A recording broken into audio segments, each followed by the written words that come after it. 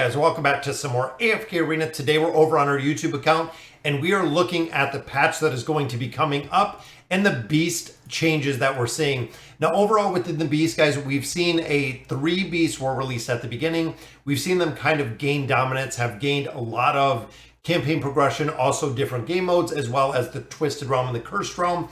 Now with tomorrow's patch, the beasts are going to change significantly. So as it sits right now, guys, looking at heroes or looking at beasts like the Fire Breather, we do not have a level 0 ability. We have 6, 12, and 18.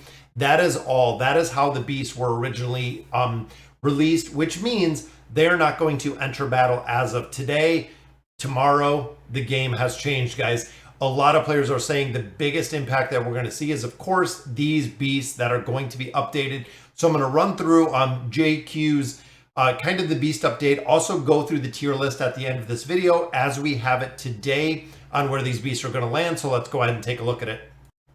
All right, guys, so here it is. And as I was saying, you've seen before, we had the 6, we have the 12, we have the 18. So essentially what they have done is they have come in here and they have added sub levels into all of these beasts. Looking at our left-hand side, guys, you see 0, 3, 6, 9, 12, 15, and 18. That is right, guys. The subsets that they have actually added in here are not only adding a little bit more of the ability aspect, because again, the beasts were just limited to 3 different attributes, but now you can see they have, what, 3, 4, 5, 6, 7 different attributes. So literally, the way that I'm looking at it, guys, is the beasts rolled out. They had a very minimal impact to AFK Arena. Again, when you looked at formations, when you looked at the Twisted Realm, when you looked at the Cursed Realm, the beast did a decent amount of damage, but overall it was not as quite of an impact as I think that Lilith wanted to have. So what did they do, guys?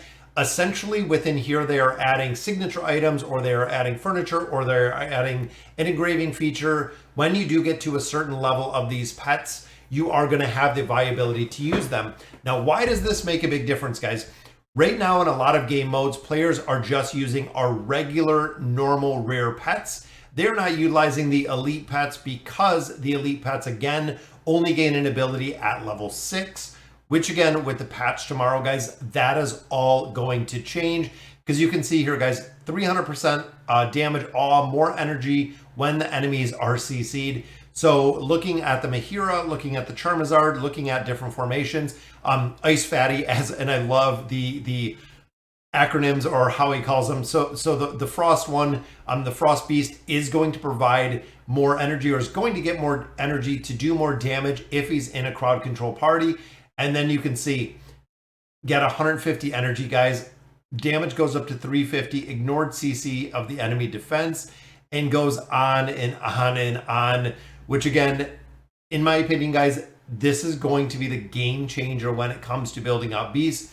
But it can also further segment with if you have the beast or if you don't have the beast, which is going to be, again, kind of interesting to see exactly where they do fall. And getting them to level 18, even on my YouTube account, where we do put a little bit of currency into it, the highest beast level we have is 7 as of right now, guys. So we just have, as you've seen, 2 of the beasts that we have that level 6 ability unlocked, which means to get to level 18, guys, is going to take an absolute absorbent amount of time to go ahead and build out these beasts. Now, again, we're going to look at the tier list when we're done with this, guys, but I just wanted to kind of show you guys, the Fire Fatty, which again, it's hilarious how they call the Fire Breather. 320% damage AoE around the ally who dealt the most damage. More energy when ally dies. I'm not sure if it's something with the conversion or if that is exactly how it is written on the test server, because it is already up on there. But again, over the ally who dealt the most damage,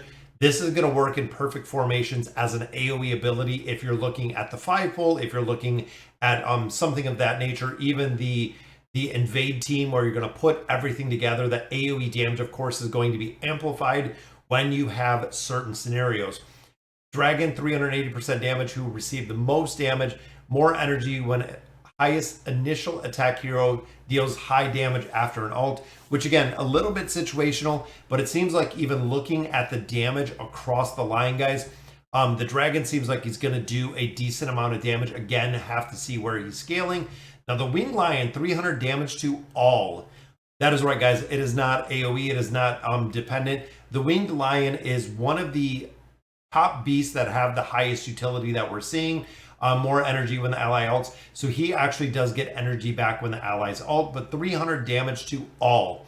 He is hitting everyone, guys, which is very cool to see. Again, a lot of players that have gotten some of these elite beasts, maybe 1 copy, 2 copies, 3 copies, but never had enough time to significantly use them, is now going to have a huge, huge viability within formations, because now the beasts are going to do something.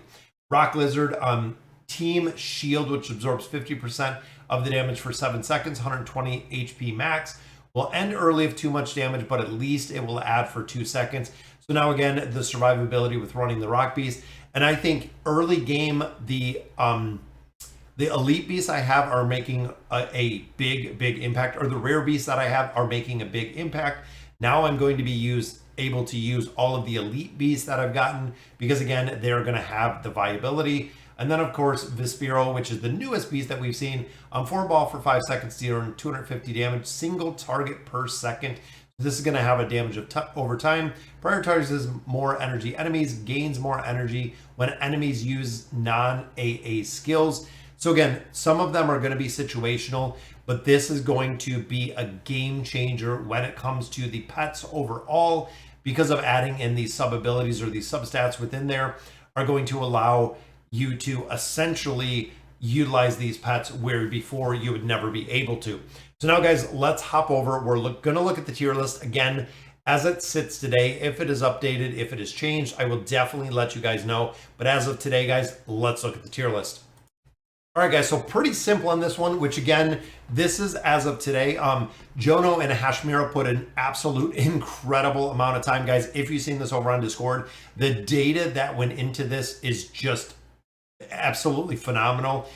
They did an incredible amount of testing to come up with the tier list. And as you can see, guys, running through here is the Lion. So the Lion has kind of stood alone, even with the changes that are coming. I think this formation, this layout is going to run pretty true. And you also do see the rare beast in here. Now, one thing, even like this rare beast in here, the Tufty Ears, he gets rid of debuffs. So in, again, very situational within formations, the ability to cleanse or clear debuffs is going to be huge, which of course, this one with the shielding aspect, survivability is going to be very strong. Now, when we seen the tier list before, the Fire Breather was actually one of the very top tier. But again, after data analysis, breaking down everything, they have spreadsheets in after spreadsheets after spreadsheets of data breaking down exactly why the beasts have fallen within the formations they do. So B right here is our little dragon guy. Does a considerable amount of damage. We do see him again in a lot of the formations. When I look at Twisted Realm, Cursed Realm, most of the time the Lion is the primary there, but I also do see a lot of players that run this. And again, based on damage production, based on the enemy that you're fighting, single boss DPS, both of them will do incredibly well. Because when you look at the Polar Beast, again, it is crowd control, the energy reduction, the AoE ability. They have made the Beast similar to what we see with heroes, where they're pretty situational, depending on what you're running. For instance, if you're in a team and you're not really taking much damage, to run the Rock Lizard, there's not really a big priority to, or if you're not seeing debuffs, to run the Tufty Ears, there's not, again, a big reason to really strive for putting the pet in the formation. But when you look at the Frosty Fatty, or the Icy Fatty as he calls it, going to be a big priority when it comes to crowd control teams, because that is what he feeds off of, and that is what he is also working with. Now, Vespero, that is one I'm going to see running into energy disintegration teams, because he does have an energy disintegration. Couple that with the awakened version of Baden, couple that with Nevi to go ahead and buff that out. Put Pharrell in there, put a couple of other heroes in there that are going to be energy disintegration guys. You can shut down entire teams super fast. Then of course we have our little I forget what his name is. The Grassy Orb. I think it's a Grassy Orb. He provides a big amplification to the attack factor, the damage boost that they're actually adding to there. And then of course the Fire Breather does provide a solid AoE damage, which again, the enemy is going to have to be stacked up and kind of put together for the AoE effect to really be super effective. So keeping the team together, again, with like an invade team or something of that nature, I can see him running with Kren, as well as some other ones, keeping the heroes locked down and keeping the enemies kind of just all together. Then, of course, guys, we have the Dreary Ball right here in the bottom. Dreary Ball, again, early game, it is absolutely dominating. I tried a couple different pets, but the Dreary Ball, they give you a lot of free copies of, which is the reason why I definitely drove and got that Dreary Ball early. Izzy is making a difference, guys. So, all right, so as of today, this is what we're seeing with the pets, guys. I wanted to get the information out there. I know it's been up, I think, a couple days over on Reddit and a couple other places, but absolutely wanted to bust out the tier list in there so you guys could check it out, see exactly what it's about, guys. And again, the pets are going to fundamentally change with adding in all of those sub tiers in there, which means they're going to get a lot stronger, guys. You're going to have to probably build them out a little bit faster with the baits that we're getting, because fundamentally they are going to get much stronger. So guys, that'll do it for today's video. Let me know in the comments what you guys think, and as always, thank you guys for watching.